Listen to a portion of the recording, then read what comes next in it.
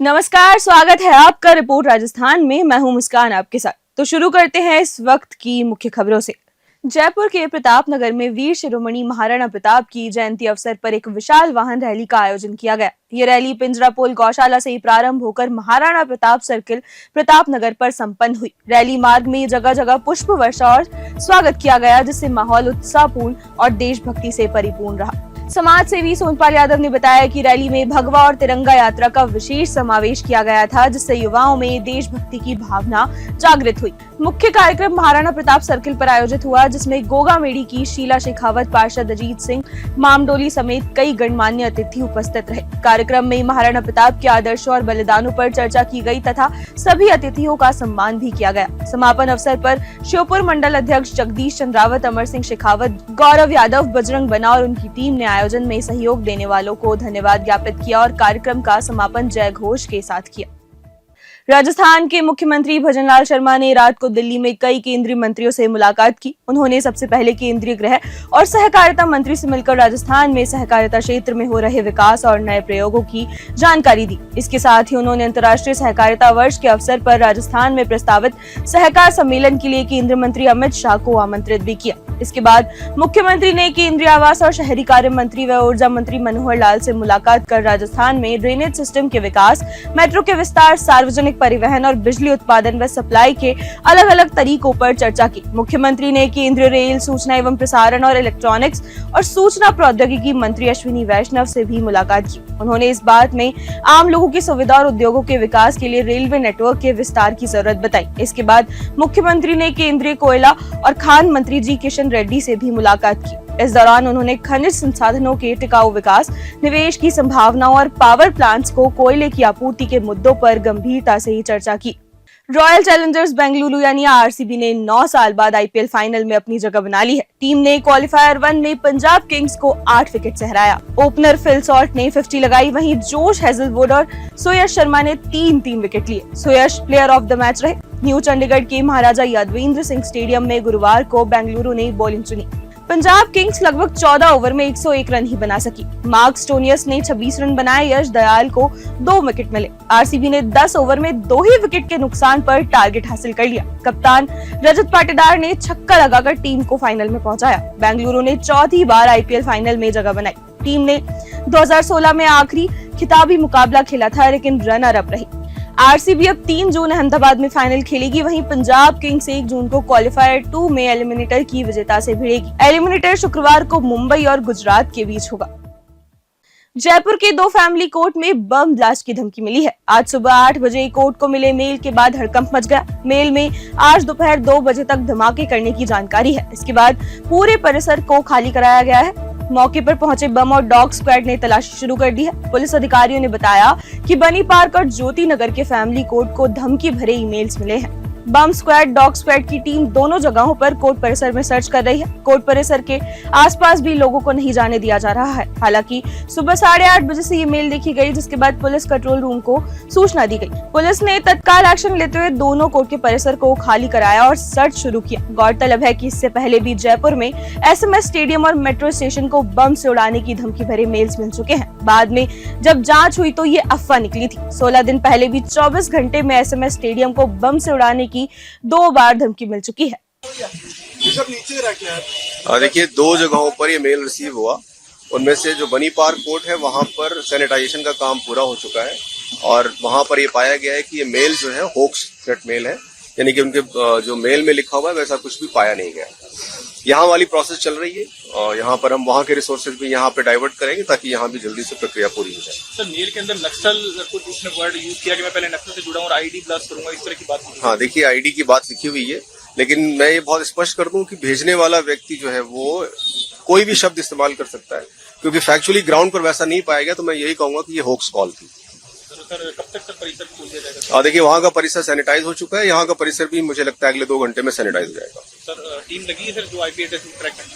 हाँ, दोनों जगहों, हाँ, इसमें हमारी टीम लगी हुई है। आईपी हम इसमें कलेक्ट करके डिटेल्स फर्दर भेजेंगे और उसके बाद में इन्फॉर्मेशन के बेसिस पे काम करेंगे।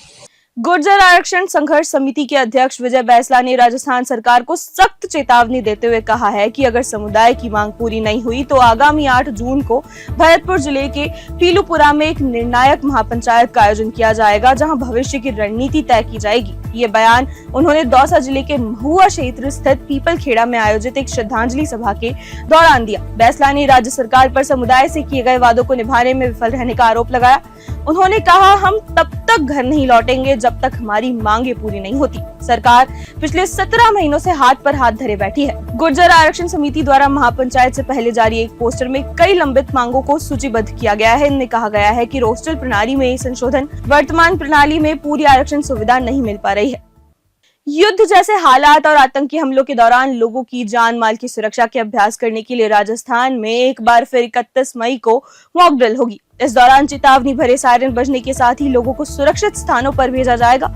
युद्ध जैसे हालात और हमलों की स्थिति में बचाव एवं राहत कार्य का अभ्यास भी इस मॉक ड्रिल में किया जाएगा। इसके साथ ही रात को ब्लैकआउट रिहर्सल भी की जाएगी, जिसमें चेतावनी वाले सायरन बजने के साथ ही उस इलाके में कंप्लीट ब्लैकआउट की पालना की जाएगी। दरअसल पहले राजस्थान सहित 4 राज्यों और एक केंद्र शासित प्रदेश में 29 मई को मॉक ड्रिल और ब्लैकआउट रिहर्सल की गई थी, लेकिन प्रशासनिक कारणों से इसे स्थगित किया गया।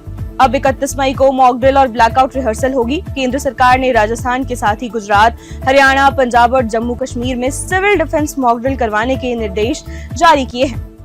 अरब सागर में बने सिस्टम में आ रही नमी वाली हवा ने प्रदेश के मौसम में बदलाव ला दिया है। शुक्रवार सुबह टोंक जिले में अचानक मौसम बदला। यहाँ के दूनी गांव के आसपास के इलाके में तेज हवा के साथ बारिश हुई। आज सुबह अजमेर के आना सागर के 3 गेट 3-3 इंच खोले गए। मौसम विभाग ने आज 18 जिलों में आंधी बारिश की संभावना जताई है। मौसम में बदलाव का ये दौर अगले 2 से 3 दिन तक बना रह सकता है। वहीं 9 जिलों में गर्मी का ऑरेंज अलर्ट जारी किया गया है। राजस्थान में आंधी बारिश के चलते नौतपा बेअसर रहा।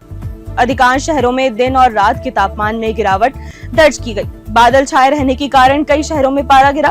15 शहरों में दिन का पारा 40 डिग्री से नीचे आ गया। उधर बाड़मेर, कोटा, जोधपुर में बारिश हुई। जयपुर, सीकर में बूंदाबांदी के बाद उमस बढ़ गई। आज भी कुछ स्थानों पर बारिश का दौर जारी रहेगा। उदयपुर, कोटा संभाग के कुछ मार्गों में बारिश होने की संभावना है।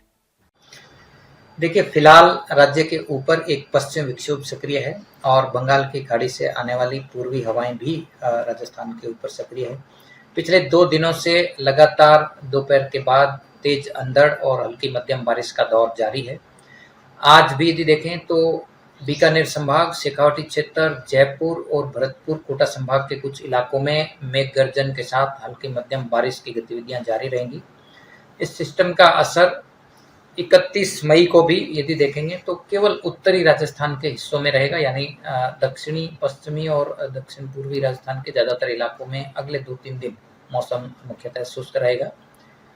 इसके बाद यदि देखें तो 3-4 जून से एक बार फिर एक और पीछे बैक टू बैक पश्चिमी विक्षोभ सक्रिय होगा और पूर्वी हवाओं का आपस में इंटरेक्शन होगा। तो 3 जून से 5 जून के दौरान फिर दोपहर बाद थंडरस्टॉर्म एक्टिविटी, मेघ गर्जन, तेज हवाओं के साथ हल्की मध्यम बारिश की गतिविधियां रिकॉर्ड होंगी। तो कुल मिलाकर पूर्वी राजस्थान के ज़्यादातर इलाकों में दोपहर बाद थंडरस्टॉर्म एक्टिविटी का दौर फिलहाल जारी रहेगा। वहीं पश्चिमी राजस्थान में आज, नॉर्थ वेस्ट राजस्थान में आंधी बारिश की गतिविधियां होगी। इसके बाद 2-3 दिनों के लिए कमी होगी, फिर 3 और 4 जून से बारिश में पुनः बढ़ोतरी होगी। तापमान की बात करें तो फिलहाल केवल गंगानगर में अधिकतम तापमान 45 डिग्री से ऊपर है, बाकी ज़्यादातर इलाकों में 45 से नीचे रिपोर्ट हो रहा है। फिलहाल आगामी 2-3 दिनों के दौरान तापमान में ज़्यादा परिवर्तन नहीं होगा। अधिकांश भागों में तापमान 44 डिग्री सेल्सियस से नीचे होगा। तो ऐसे में फिलहाल हीट वेव से ज़्यादातर स्थानों पर राहत रहेगी। जयपुर शहर को जल्द ही तीसरी लेपर्ड सफारी का तोहफा मिलने वाला है। माइला बाग और बीड़ पापड़ वन क्षेत्र में विकसित यह नई सफारी 5 जून से लोगों के लिए खोल दी जाएगी। इसका उद्घाटन मुख्यमंत्री भजन लाल शर्मा खुद करेंगे। इस नई सफारी के जरिए जयपुर वासियों और शहर में आने वाले पर्यटकों को अब और भी करीब से जंगल की विविधता और जीव जंतुओं का अनुभव लेने का मौका मिलेगा। ये जंगल क्षेत्र लगभग 22 स्क्वायर किलोमीटर में फैला है, जो किशन बाग, आंकड़े का डूंगर और नाहरगढ़ तक फैला हुआ है। इस सफारी में पर्यटक लेपर्ड, हाइना, सांभर, नीलगाय, चीतल, हनी बैजर्ट समेत वन्य जीव, कई प्रजातियां और दुर्लभ पक्षियों को प्राकृतिक परिवेश में देख सकेंगे। वहीं माइला बाग में अब सफारी के माध्यम से सबके लिए यहाँ का भ्रमण करना आसान हो पाएगा। ये क्षेत्र खास तौर पर पर्यटकों के लिए आकर्षण का केंद्र बनेगा। इस वक्त के लिए इतना ही। ऐसी ही तमाम खबरों के लिए बने रहिए और देखते रहिए रिपोर्ट राजस्थान।